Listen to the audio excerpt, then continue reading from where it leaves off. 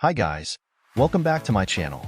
If you want to reset your iPhone to sell it, or if you bought a used iPhone because you're on a budget and realize you don't know your Apple ID password, it can be frustrating to factory reset a locked iPhone. Don't worry, this video will show you 3 easy methods to reset iPhone without Apple ID password. Let's get started. Method 1. Try Professional Reset Tool, iMyFone-Lockwiper. Step 1. Launch iMyFone-Lockwiper on your computer and choose the Unlock Apple ID mode.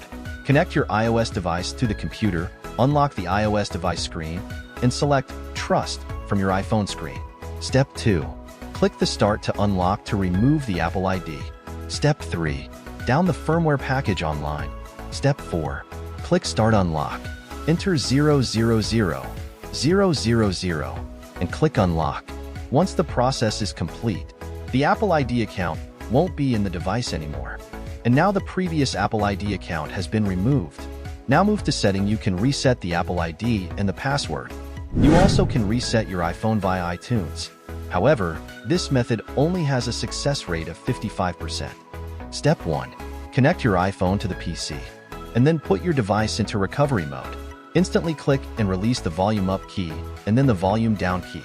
Press and hold the side button until you see this screen. Then open iTunes and restore your iPhone. Now you can click Restore to try resetting your phone to its factory settings. Method 3. Reset iPhone via Settings. Let me show you. Step 1. Open Settings and click General. Step 2. Click Reset and erase all content and settings. Step 3. You need to enter your password code when prompted and click Erase iPhone.